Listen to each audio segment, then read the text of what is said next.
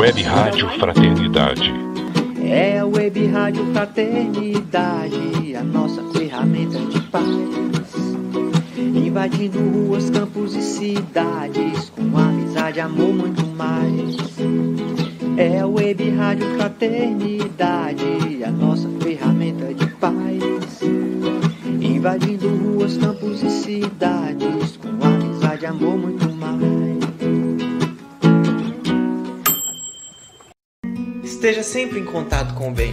No site e no aplicativo da Web Rádio Fraternidade, você encontra orações diárias, palestras e estudos que te sintonizarão com os ensinos do Cristo. Para acessá-los, basta entrar no site www.radiofraternidade.com.br ou baixar o aplicativo da Rádio Fraternidade. Neles, você pode ouvir a rádio em tempo real ou acessar o nosso acervo, Web Rádio Fraternidade, a emissora do bem na internet. Agora é o Arthur Valadares. Cadê o Arthur? Olá, amigos. Chegou rápido, você inicia agora o seu tema, os desafios da nova era, e vai até às 21 horas. Obrigado, amiga. Até daqui a pouco, hein? Bom, mais uma vez, obrigado, amigos. Obrigado a todos que estão aqui com a gente, nos acompanhando. E o tema que me passaram é os desafios da nova era. Quando se fala em desafios, logo se remete a um pensamento de que traz consigo uma dificuldade, traz consigo algo a ser superado. E não deixa de fazer uma analogia com o momento que nós vivemos. É um momento desafiador. É um momento em que, para muitas pessoas, talvez, seja o período mais difícil da encarnação. Muitos talvez não tenham vivido um período como esse, até porque a pandemia que nós vivemos é a pior dos últimos 100 anos. E ela traz consigo outros desafios, desafios econômicos, desafios sociais, desafios no campo da política. São vários desafios vinculados a esta pandemia, mas que, de toda forma, não é uma exclusividade de agora. Nós estamos sempre sendo desafiados. E a nova era, ela é uma construção constante. Quando é que a gente vai saber que chegou na nova era? Então a nova era, ela está em construção. Eu digo que transição planetária, ela pode dar uma acelerada ou desacelerar, mas a transição acontece sempre. Então essa nova era, esse tema, ele poderia ser falado há 20 anos, há 30 anos, há 300 anos. Ele pode ser repetido daqui 100 anos. Porque nós estamos sempre em busca da nova era, sempre em busca do novo. E aí, diante do momento atual, que, como eu disse, talvez para muitos seja o momento mais difícil que já viveu. E aí eu trago uma frase do Charles Bird, que ele fala assim: a hora mais escura da noite é justamente aquela que nos permite ver melhor as estrelas. Então, minha amiga, meu amigo, se a coisa está complicada para você, acredite. Talvez é a melhor hora de você tentar enxergar o que não enxergava antes. A dor, o sofrimento, a dificuldade, o desafio vem fazer isso com a gente. Vem nos tirar, talvez, não de uma acomodação no sentido material da palavra, mas talvez de uma acomodação espiritual, em que a gente foi se acomodando e foi ficando ali, entre aspas, satisfeito, mas não estava legal. E aí vem a dor, vem o sofrimento, vem a dificuldade e dá uma sacudida. E nessa sacudida a gente sente o baque. A gente sente a dificuldade. Mas essa sacudida talvez vai mexer coisas dentro de nós e coisas ao redor de nós que começam a fazer sentido e não fazia antes. Então a gente vai falar nesta live, nesta palestra, um pouco disso. Porque estamos, neste momento, construindo uma nova era.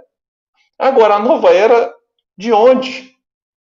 A gente pode falar em duas novas eras, né? A era que virá enquanto coletividade, enquanto humanidade, e a nova era individual. Agora, tem um detalhe, meus amigos, quando a gente caminha nesse sentido, a gente não pode dizer daqui 2, 3, 4, 5 anos, ou daqui 2, 3, 4, 5 dias, assim, puxa vida, eu achei que agora ia ser uma nova era espetacular e às vezes não vai ser. Porque a nova era que a gente cria a cada momento não é a última. Então, novas eras virão. E detalhe, não é uma nova era perfeita. Como é que eu vou querer perfeição no mundo de provas e expiações? Mas ela é melhor em alguns aspectos. Agora, se me permitem falar, ela pode ser pior em outros. É assim que funciona. Leon Denis fala que o progresso, às vezes, se assimila ao movimento do mar, com o seu fluxo e refluxo. Então, tem hora que a coisa vai e você fala, nó. A expressão mineira aqui, junto com o nu. Né? Agora, tá tudo tranquilo. Mas, calma. Daqui a pouco acontece alguma coisa que vai nos sacudir de novo. Então, e assim a gente vai construindo sempre um presente melhor em alguns aspectos em relação ao passado, pior em outros. Exemplo, posso a gente citar aqui alguns eventos. A Segunda Guerra Mundial foi um momento triste da nossa história. Depois da Segunda Guerra Mundial, nós construímos uma nova era, que foi boa em alguns aspectos, excelente em outros, mas que teve consequências que se arrastaram ao longo dos anos em alguns aspectos negativos, alguns conflitos que ficaram ali não escancarados, mas numa guerra de bastidores. Então, em alguns aspectos, ela melhorou muito, mas em outros ela ainda apresentou seríssimas dificuldades. As grandes revoluções que a humanidade já atravessou trouxeram grandes conquistas, mas junto com elas vieram algumas responsabilidades, algumas complicações, e até que tudo se acomode, a gente vai tendo que conviver. Isso faz parte. E a gente vai passando por isso em meio a profundas perturbações, que poderia ser traduzido como crises. Vivemos uma crise. E o que significa crise? Fiquem tranquilos, porque a live não vai ser toda falando de crise. Já vou dizer aqui que é para não perder audiência, que o povo fala, pelo amor de Deus, estou aqui o festu inteiro falando de simplicidade, Francisco de Assis, Papa Francisco, Chico Xavier, Jesus. Agora vem o William falar de crise. Calma, é só para fazer uma introdução, para a gente compreender um pouco aqui o fechamento. Crise vem do latim crisis. Aí eu vi que eu já sei uma palavra em latim, pelo menos, né? Que significa momento de mudança súbita. Vamos destrinchar cada palavrinha. Momento. O que significa momento? Segundo o dicionário. Intervalo de tempo que não é determinado. E tempo breve. É tudo aquilo que vai passar. É um momento. Pode ser breve, como falou aqui, pode ser longo. Mas o que é longo e breve? Depende muito. Mas o fato é, o momento passa. E aí eu me recordo da orientação de Maria para Jesus, para Chico, através de Emmanuel. Tudo passa. E a grande questão é, como estaremos quando as crises externas passarem? Porque as crises externas passarão, como já passaram tantas outras. Mas a questão é, quando elas passarem, como estaremos? Como é que a crise interna estará?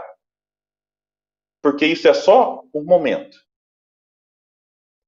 Mudança. O que significa mudança? Alteração ou modificação do estado normal de algo. Então, é aquilo que muda. Abandonamos um comportamento pessoal, por exemplo, uma doença, muda o nosso comportamento, muda a nossa rotina. Mudamos o comportamento coletivo, por exemplo, a pandemia provocou uma mudança coletiva. E mesmo que muitos se rebelem, não querem aceitar, muda, precisa mudar. Eu não posso viver como antes diante de um cenário diferente, tanto no pessoal quanto no coletivo.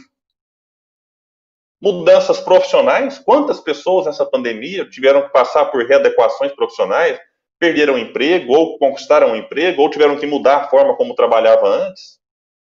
Mudanças familiares, por conta de uma separação conjugal, neste momento, por conta de uma convivência muito mais próxima do que antes.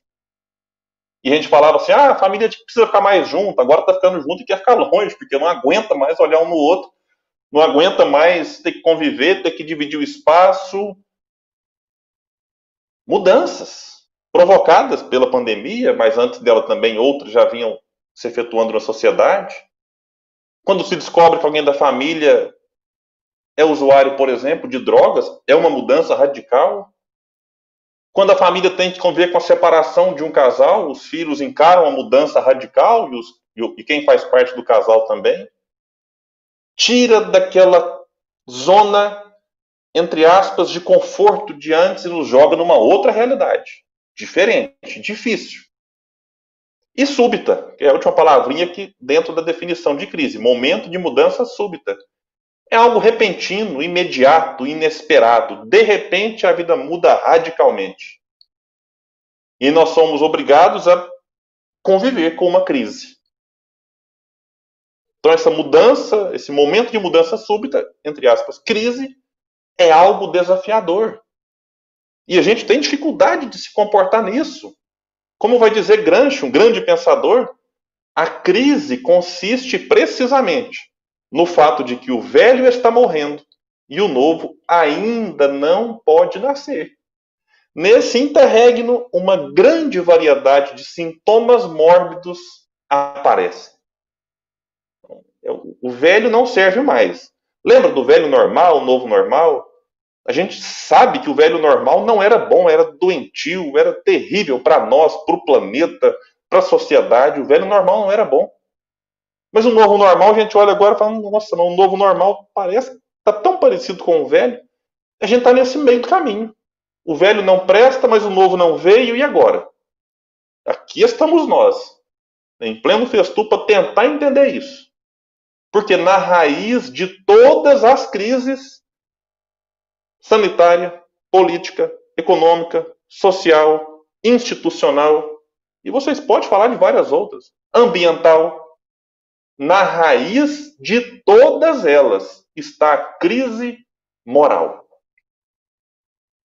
William, mas a crise sanitária de agora veio por um fator da natureza. Tudo bem, eu acredito nessa tese. Mas sair dessa crise mais rápido ou mais lento, com menos mortos ou mais mortos, depende da moral.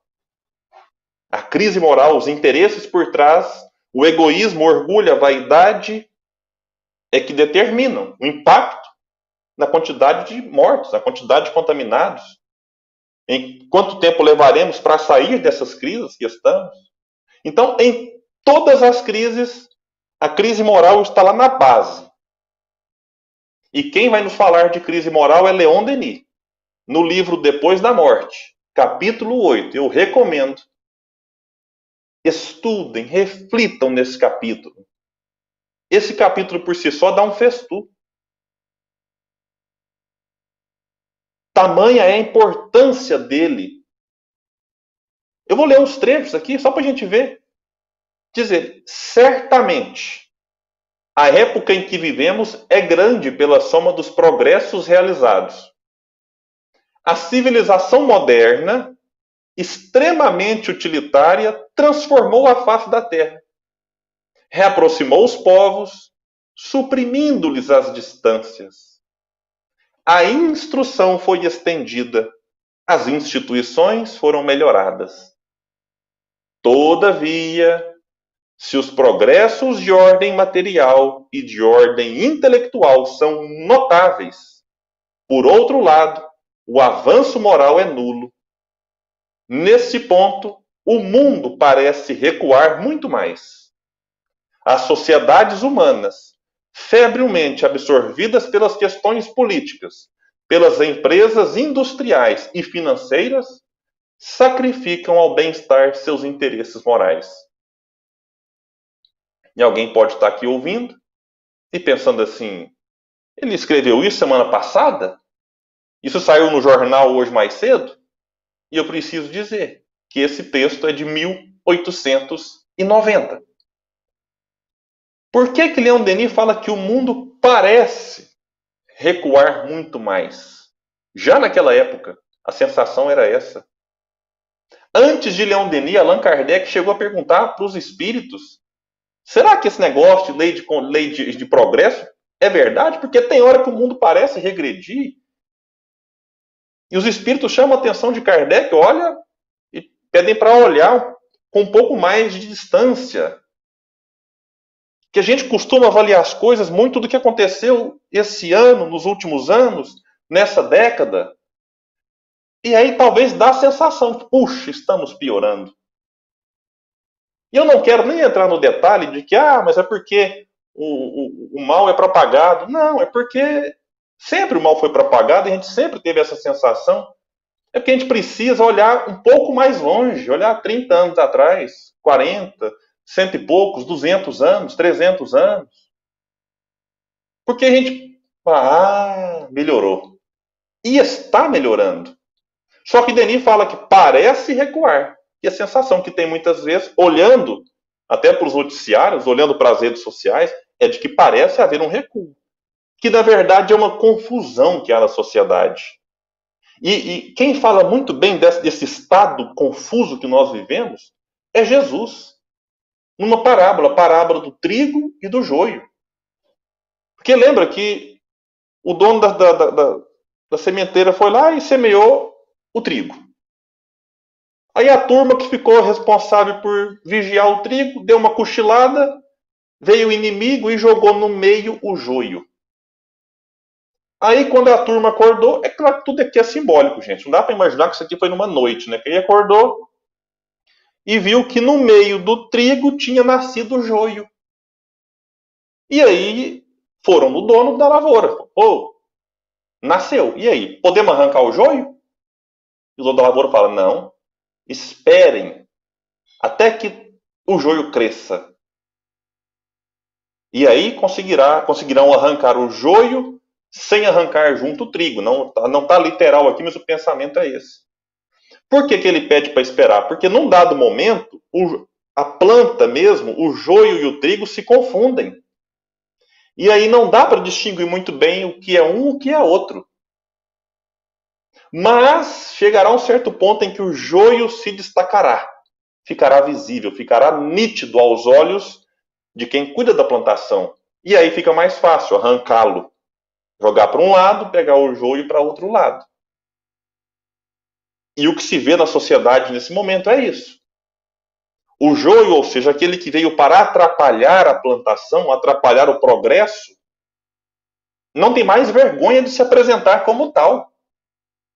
E aí destaca. E aí a gente parece que só presta atenção no joio. Ó o joio, ó o joio. Nossa, mas o joio está dominando o mundo. Não. É porque ele deu uma destacada. Daqui a pouco a coisa se acomoda. E se a gente não fizer um esforço, o trigo que está aqui um pouco mais baixo, não tem tanto destaque assim como o joio na plantação, a gente vai achar que a plantação é só de joio, e não é. O trigo está presente na parábola e na sociedade. O grande problema é que o joio acha que é trigo. E todo mundo se acha trigo, na verdade, né? E o joio é sempre o outro. E aí vira esse estado de confusão. Essa confusão coletiva, essa confusão interna, pessoal, em que a gente tem que se questionar. Será que eu também não sou joio? Será que eu também faço parte aqui da turma do trigo? O que será que eu estou fazendo aqui na sociedade? Porque isso é interessante. E mesmo que a gente não seja somente trigo ou somente joio, porque nós somos espíritos imperfeitos, meus amigos. Não dá para achar que dentro de nós só existe amor, que dentro de nós só existe a propensão ao bem. Olha, se assim fosse, me perdoe, nós não estaríamos encarnados na Terra. Então, o grande detalhe é observar o joio e o trigo dentro de nós. Porque chega um ponto em que o joio também destaca. Só que a gente tem medo de enxergá-lo, vergonha. Fala, deixa eu esconder o joio aqui dentro de mim. E aí, esse esconder o joio significa exteriormente continuar com as velhas práticas do homem velho. Enquanto o trigo, às vezes, está ali abafado, mas já existe em nós. Ninguém é só sombra, assim como ninguém ainda é apenas luz. É necessário conviver com esse joio e com esse trigo na sociedade e dentro de nós. E aí, pequenos gestos podem revelar para nós uma preocupação com o coletivo. E preocupar-se com o coletivo é um sinal de progresso espiritual. Preocupar-se com o outro e não apenas consigo mesmo. E eu trouxe aqui alguns exemplos para a gente ver que é possível. O Quincas Veloso falou aqui hoje, ele nem gosta muito que a gente fala, às vezes, da própria família, mas não tem jeito. Um caso conhecido por muitos, e que eu vou tomar liberdade aqui de repeti-lo, é quando o Sr. Joaquim Veloso, pai, foi vender um imóvel na cidade de Monte Carmelo. Chegou um homem novo na cidade e se interessou pelo imóvel. E muito afoito, muito apressado, chegou para o Sr. Joaquim e falou: Sr. Joaquim, eu vi que você está vendendo um imóvel e a placa lá, e eu me interesso nele e eu pago, eu vou chutar aqui um número, R$20 mil. Aí o Sr. Joaquim olhou para o comprador e falou assim: ô, meu filho, eu te vendo ele, realmente, eu estou vendendo. Só que ele só vale 15. Isso é preocupar-se com o outro. Qual de nós faria um negócio desse assim? Eu falo, meu Deus do céu, se fosse eu ia fazer a conta, nossa, 5 mil a mais? O que eu posso fazer com 5 mil a mais? Fazer uma viagem, reformar a casa, comprar isso, trocar os pneus do carro? O que eu ia fazer? Então, eu não quero aqui colocar culpa em ninguém, eu só estou trazendo um exemplo de alguém que num pequeno gesto nos dá uma grandiosa lição, que é alguém que preocupa em ser correto num detalhe, num negócio. Como vai dizer os espíritos para Kardec naquela lição Homem no Mundo. É santificar tudo que a gente faz. Não é que eu preciso fazer tudo ali ajoelhado, como se fosse um santo. Santificar, tornar santo aquilo que eu faço, mesmo das coisas básicas do mundo. Há um caso que circula na internet, eu nem sei quem que é, nem sei se isso aconteceu, mas é tão bonito que eu gosto de contá-lo.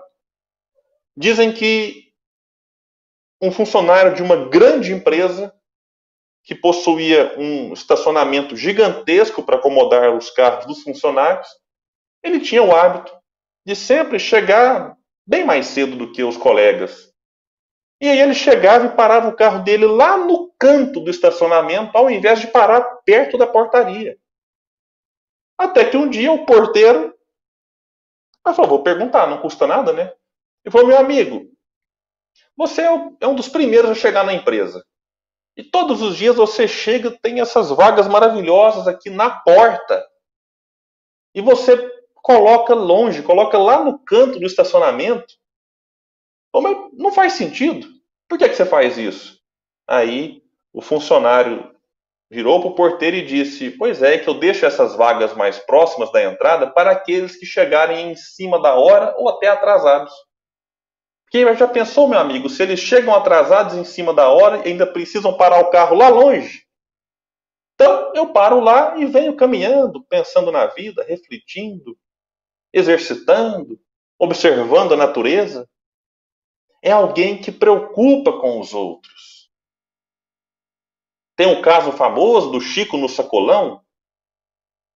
Eu até evito contar esse caso porque muita gente fica traumatizada e nunca mais vai no sacolão da mesma forma que ia antes. Mas dizem que o Chico, quando ia ao sacolão, ele chegava lá para comprar tomate. Aí ele pegava um tomate bom e um tomate mais ou menos. Um bom e um mais ou menos. Um bom e um mais ou menos. Até que alguém virou e falou, Chico, mas você tem esse monte de tomate bom aqui. Por que você não pega todos os bons e fica dividindo um bom e um ruim? Aí ele falou assim, meu filho, mas é porque se eu pegar todos os bons, como é que o pessoal vai comprar depois de mim? Apenas os ruins? preocupar-se com o outro. Gestos simples. A organização do Festu compartilhou muitas imagens nas redes sociais. Pessoas auxiliando idosos a caminhar, empurrar a cadeira de roda, dar água, dar pão, visitar doentes. Gestos simples. A simplicidade no bem. Mas que são grandiosos para quem recebe. Imagine a cabeça de quem negociou com o pai do Quincas naquela ocasião. Mesmo que ele não tenha repetido isso, mas aquela lição ficou gravada nele. Assim como a lição no porteiro se colocou para pensar, puxa, faz sentido o que ele falou. Ou quando alguém está dirigindo e para o carro para retirar uma pedra que estava no meio do caminho, e mesmo que ele tenha desviado, mas vai que outro não desvie, quando aquela pessoa tira a pedra do meio do caminho, outros observam. E aquela velha frase, a velha máxima, gentileza gera gentileza. Mas não é fácil, meus amigos. Não é fácil mudar.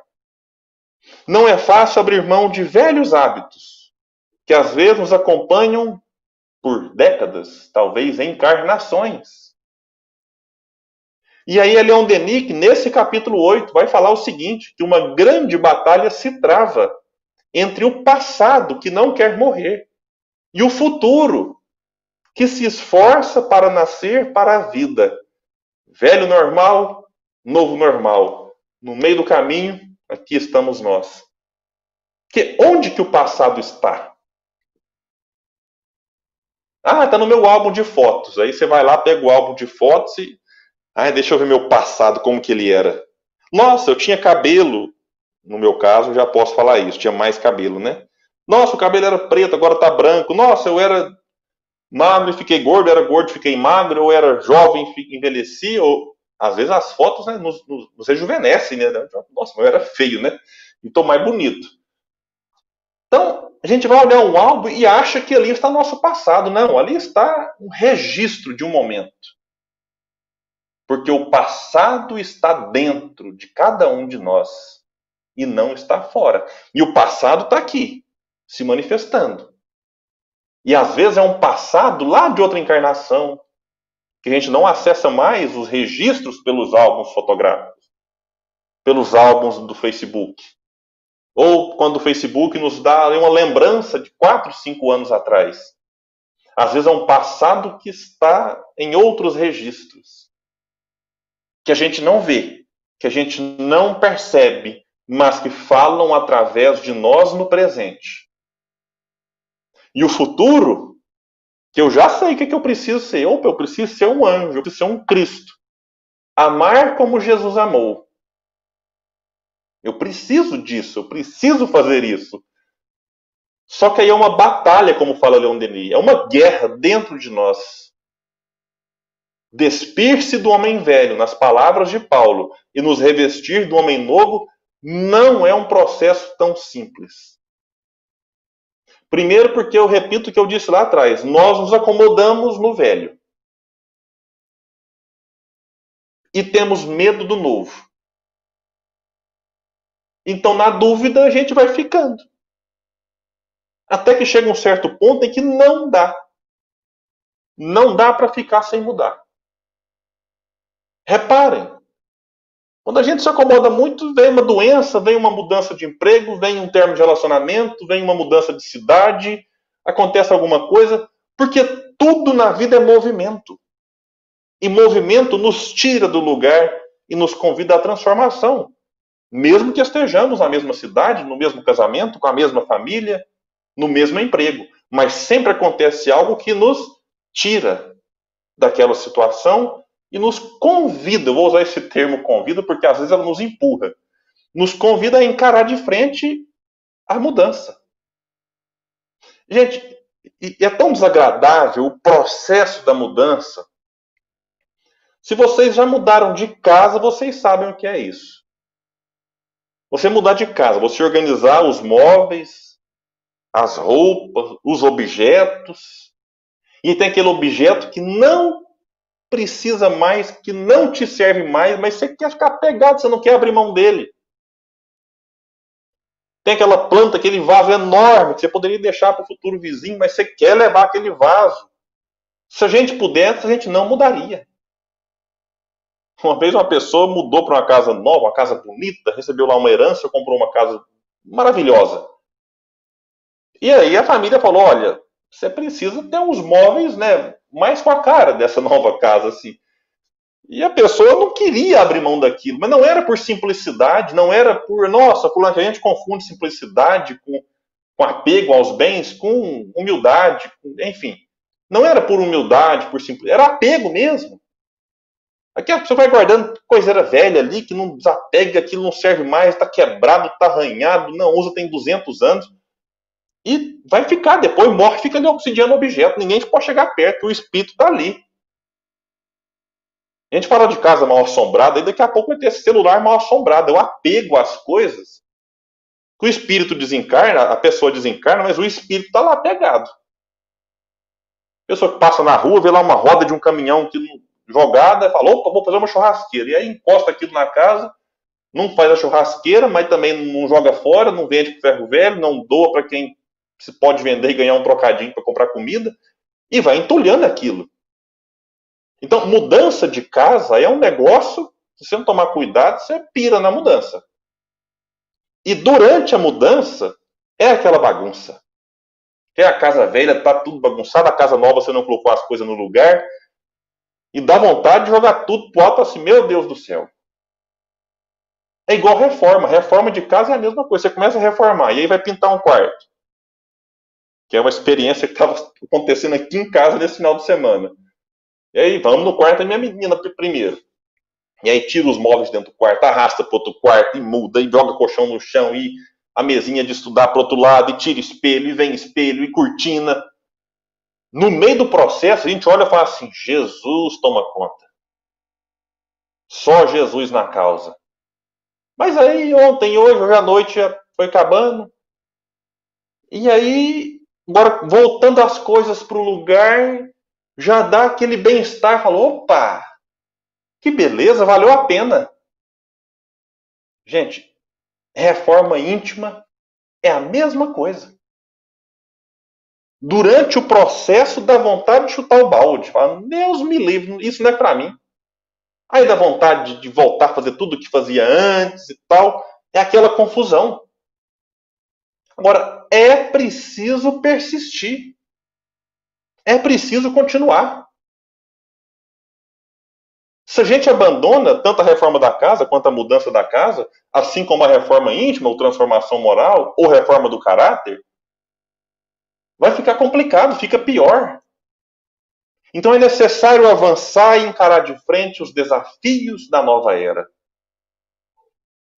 Durante e após a pandemia. Eu não vou falar diante da pandemia porque já passou. Mas é necessário a gente aproveitar esses momentos para criar a nova era dentro de nós. Ah, William, mas como é que eu faço com o mundo? Poxa, o mundo eu não consigo mudá-lo, mas eu consigo mudar o meu mundo. E quando a gente muda, o mundo muda.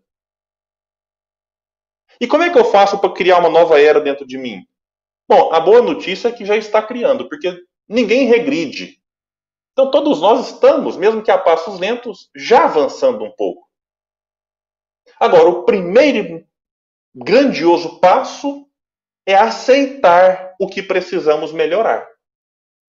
Como é que eu melhoro? O Leoneni fala, como é que você vai remediar algo sem saber o que precisa ser remediado? Como é que eu vou corrigir algo se eu não sei o que precisa ser corrigido? Por isso, Santo Agostinho vai falar que o autoconhecimento é a chave do progresso individual. Não dá para progredir sem se conhecer. E aí Santo Agostinho vai alertar com relação ao orgulho. Porque o orgulho é tão complicado que ele vai dando um jeito de justificar. Então aí eu olho para isso e falo assim, opa, isso aqui eu preciso melhorar. Isso é um desafio para a minha nova era. Aí o orgulho vem e fala assim, não, mas pensando bem, aí arruma 1000 justificativas. Por exemplo, quando a gente detecta a maledicência em nós. Fala assim, nossa, falei mal do fulano. Aí vem o orgulho e fala assim, não, você não falou mal, você estava só comentando. Aí você olha e fala, opa, Deixa eu me apegar a essa justificativa aqui porque me agradou. A gente tem medo de entrar em contato com os conflitos, então, eu estava só comentando. E aí, quando a gente vai conversar com alguém sobre outra pessoa, para falar mal, a gente já começa com a justificativa. Olha, eu queria só comentar algo do fulano, mas você viu? E espírito é cruel, o espírito ele começa assim, a gente precisa muito fazer preces por ele. Às vezes é sincera essas preces, às vezes o pedido é sincero, mas muitas vezes é um indício, opa, fulano está na pior, e prossegue. Então a gente precisa entrar em contato e aceitar o que precisa ser melhorado, senão continuaremos o mesmo. Então detectar velhos conceitos, paradigmas e preconceitos. Detectar algumas coisas que a gente carrega já há alguns séculos, ou que talvez recebemos dos nossos pais, que receberam dos nossos avós, que receberam dos nossos bisavós, e assim a coisa vai replicando, como, por exemplo, machismo, racismo, homofobia, intolerância religiosa, intolerância com quem pensa diferente comigo no campo da política, por exemplo. Então, todo tipo de ódio que nós manifestamos dentro de nós, se a gente nega, ele continuará sendo manifestado. Mas se eu entendo o ódio, aceito que ele existe, aí eu começo a direcioná-lo para outra coisa. Não o ódio, mas a energia que ele traz em si e traz consigo. Alguém consegue imaginar um mundo feliz em que as pessoas odeiam as outras por conta da cor da pele? Ou pessoas que odeiam outras porque têm uma orientação sexual diferente da minha? O que eu tenho a ver se o outro prefere dormir com homem ou com mulher? Que importa isso? Ele tem direito de dormir com quem ele achar que ele tem que dormir, de ter relação afetiva ou relação sexual, porque nem sempre uma coisa está vinculada à outra. Pode ser só afeto e pode não ter relação, pode ter relação e não tem afeto. Isso aí é da conta do outro. Para que eu vou odiar o outro por isso? Alguém fala assim, William, mas ninguém odeia, a pessoa só não concorda. Não, tem pessoa que odeia, bate e mata. Só porque o outro tem uma cor de pele diferente da sua. Ou porque o outro é gay, é lésbica, é bissexual, é assexual, é transexual, enfim. Alguém consegue imaginar esse tipo de ódio num mundo feliz? Ou porque o outro é de uma nacionalidade diferente da minha? Ou porque ele gosta de um partido ou de um político diferente do meu? Ou porque ele tem um gênero diferente do meu? Ou porque ele é de uma classe social diferente da minha? Então, quem é pobre odeia rico, quem é rico odeia pobre, e assim. Como é que a gente vai se ajustar nisso?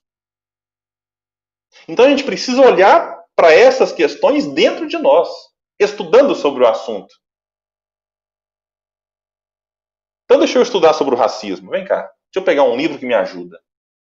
Deixa eu entender sobre homofobia. Deixa eu entender sobre xenofobia. Vamos estudar. O estudo de livros, de obras. Um livro maravilhoso, eu estou até aqui na minha frente agora, que eu tenho divulgado sempre, A Força do Um. É um livro maravilhoso do André Trigueiro, que vale a pena ser lido. É um livro que a gente lê e reflete. Ele mexe com a gente.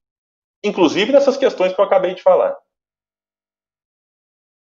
Então a gente precisa entrar em contato com isso. Como é que eu vou construir uma nova era sendo velho o tempo todo? Não velho na idade, mas velho naquilo que eu acredito, naquilo que eu trago do berço e que é de outras encarnações ou aquilo que eu recebi nessa. Seja da sociedade, seja dos pais, dos avós, do meio. Então vamos olhar para isso. E um outro detalhe relacionado à nova era, nós não construiremos a nossa nova era recusando ajuda diante das dificuldades. Se eu estou com fome, eu preciso aceitar quem me oferece um prato de comida. Se eu estou doente, eu preciso aceitar quem me oferece uma ajuda para me levar no hospital. me oferece um remédio, com comprovação científica, é claro. Se eu estou com dificuldade financeira, alguém me oferece um emprego, eu vou lá olhar o emprego e falar, opa, esse aqui eu preciso. Talvez não é aquilo que eu gostaria de fazer, mas vai ser importante no momento. Ajuda. E se eu estou com dificuldade emocional, eu preciso aceitar a ajuda da terapia, do psicólogo. Por que não? Chega de espantar as moscas. O que é espantar moscas? Eu estou com uma ferida, vou ali, abano a mosca sai. Daqui a pouco a mosca volta. Porque a ferida está lá. O abanar as moscas dá um alívio, porque aquele desconforto dela ali presente me dá um intervalo para respirar. Mas se eu não olhar para a ferida, que passa por aquilo que eu acabei de falar antes, a ferida continuará lá. Agora, detalhe, muitas vezes quem nos ajuda a enxergar a ferida é um terapeuta. Vamos parar com esse negócio, meus amigos, de orgulho religioso. Não, mas o espiritismo me basta. Para muita gente, não. O terapeuta é alguém que estudou, que formou, que se dedicou anos da sua vida lendo livros, dialogando com professores. Enfim, ele se preparou para aquilo. Então a gente, às vezes, precisa falar de nós para que outro nos ajude. Não somos de ferro. Não somos, nós choramos, nós erramos, nós acertamos, nós caímos, nós nos levantamos para cair de novo, para levantar e para cair de novo, e quantos tombos nós já levamos e levaremos. E o orgulho, muitas vezes, de achar que a religião nos basta, pode nos afundar muito mais. Não que a religião não seja importante, ela é importante. Mas não podemos achar que ela por si só basta. Quantos centros espíritas estão aí orientando pessoas apenas a tomar passe, água fluidificada e desobsessão quando a pessoa está com problema emocional precisando de terapeuta? Não sejamos irresponsáveis. Tem pessoa com doenças no corpo, no cérebro, alguma parte que precisa de ajuda externa. E o nosso orgulho de espírita, do Consolador prometido, da terceira revelação, do cristianismo redivivo, ainda tem que encarar com um dirigente que fala, não, é só você tomar passe que sara, que passa. Toma passe que passa. E aqui estamos nós, com as casas fechadas, e agora será que vamos ter a humildade de dizer para esses, busque ajuda, pelo menos virtual? A casa espírita é importantíssima. Mas ela só não basta. Me perdoe quem pensa diferente, eu aceito a crítica, aceito o pensamento, mas vamos tirar essa ideia de que espírita é de ferro, de que espírita não pode chorar, de que espírita não pode reclamar da vida, de que espírita não sente raiva. Sente um monte de coisa, sente angústia, tristeza, sente ódio, sente um monte de sentimento que lhe faz mal. E que precisa ser redirecionado. E não é feio assumir que precisa de ajuda. E que não dá conta sozinho. Eu batia no peito intimamente, não falava com ninguém. E me orgulhava de nunca ter feito terapia. Aquilo era um troféu que eu carregava dentro de mim. E eu olhava para pessoas falando, vou começar a terapia. E eu dentro de mim pensava, eu tô firme e forte aqui. Na verdade, eu não queria era olhar para as minhas fragilidades. Eu não queria era olhar para as minhas fraquezas. Eu vestia a capa do super-herói, do palestrante, do dirigente, do escritor, do organizador de evento e disfarçava. Então, começava uma live, cá estava eu, sorridente. Para não demonstrar fraqueza. Mas dentro de mim eu sabia o que eu passava. Mas é aquela ideia, não quero levar preocupação para os meus familiares e não queria mesmo. Não queria, ainda mais no período de pandemia, preocupar aqueles que já tinham muito com que se preocupar. E a gente vai carregando o fardo. E vai carregando. Não, mas o Espiritismo basta, o Espiritismo resolve. Lia Leon Denis, lia Emmanuel, escutava um áudio, escutava uma palestra, escutava uma live. Aí eu tive que ouvir um padre católico, Fábio de Mello, falar que não deu conta sozinho. Para me sentir encorajado a falar dos meus problemas.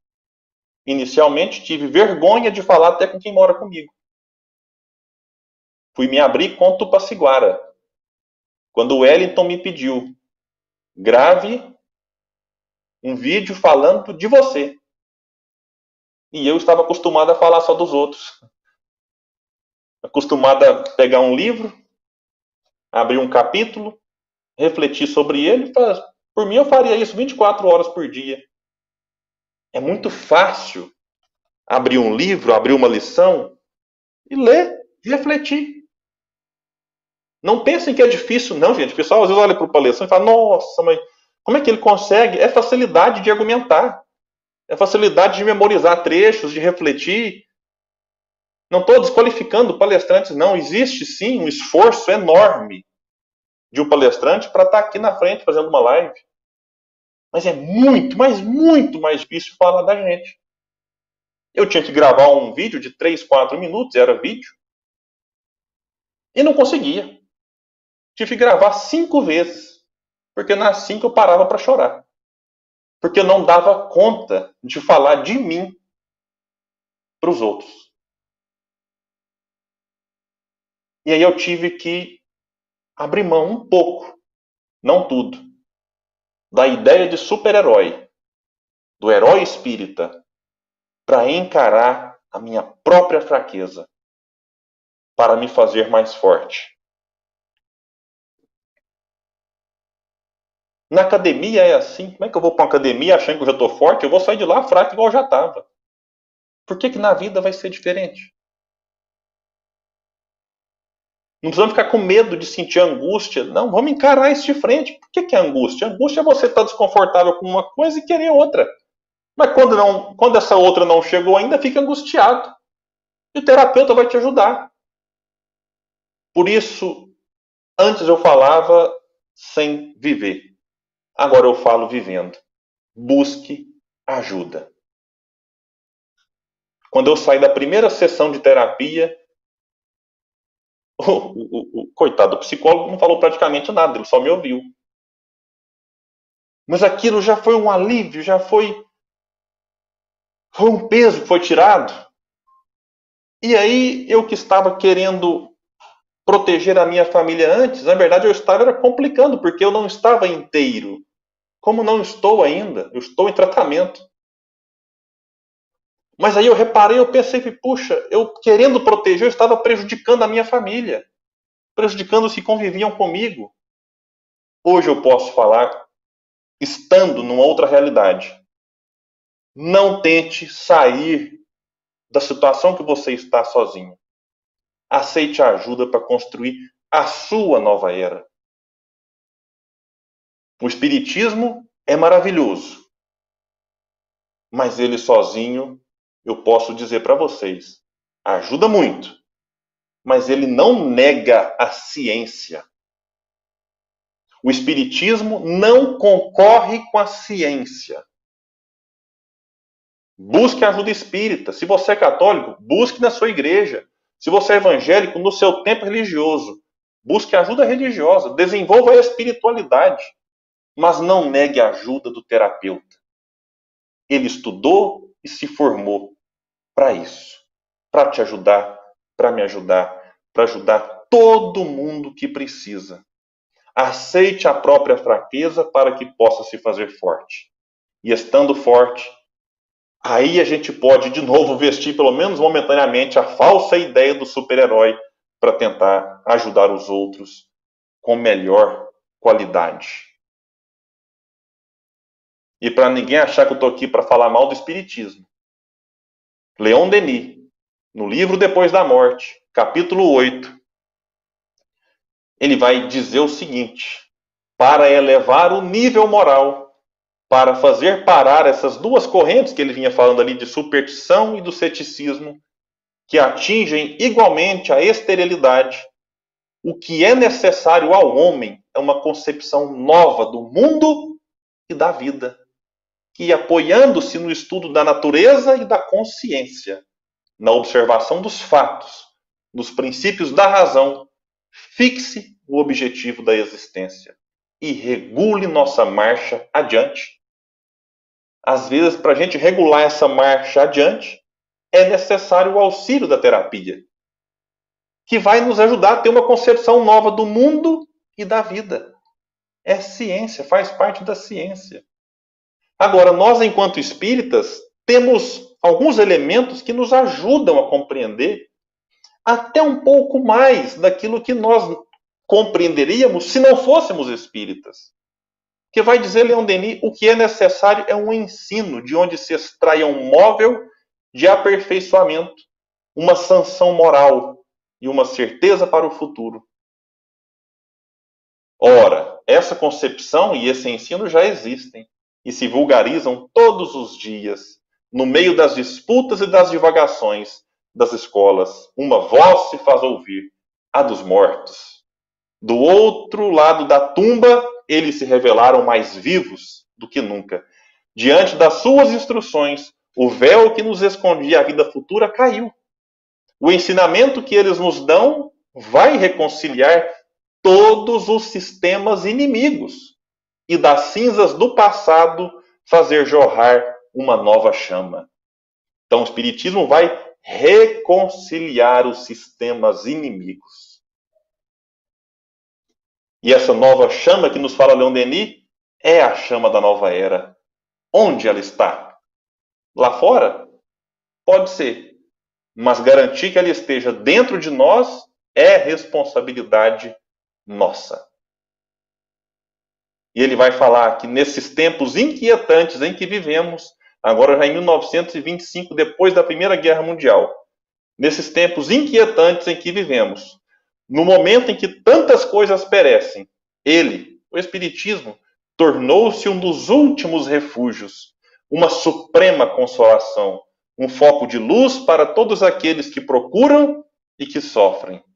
As forças invisíveis estão trabalhando e nenhuma força humana será capaz de deter sua ação. E aí, meus amigos, para fechar, eu preparei uma combinação com os 11 temas do Festu, para nos falar dessa nova era. Os desafios da nova era só serão vencidos se compreendermos e praticarmos o que já foi falado no evento. Reflitamos sobre a simplicidade e a força arrebatadora do bem. Que os chicos de Deus possam nos inspirar a sermos melhores do que somos. Eles, aliás, são exemplos de que o simples elimina todas as fronteiras para o bem. Que a simplicidade de Jesus nos oriente e ilumine o nosso caminho, para que desenvolvamos em nós a simplicidade que acolhe e consola, e que, descomplicando o perdão na família, saibamos aproveitar os efeitos terapêuticos da ação no bem. Os homens do caminho, com a prática do bem, compreenderam o que o Mestre disse: amai-vos uns aos outros. Simples assim. Muita paz, gratidão pela oportunidade, parabéns a todos pelo evento maravilhoso. Grande William, obrigado, meu irmão. Mais uma vez, nos iluminando e nos inspirando também. Obrigado demais da conta. Esteja sempre em contato com o bem.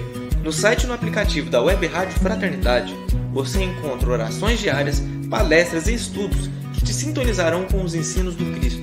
Para acessá-los, basta entrar no site www.radiofraternidade.com.br ou baixar o aplicativo da Rádio Fraternidade. Neles, você pode ouvir a rádio em tempo real ou acessar o nosso acervo, Web Rádio Fraternidade, a emissora do bem na internet.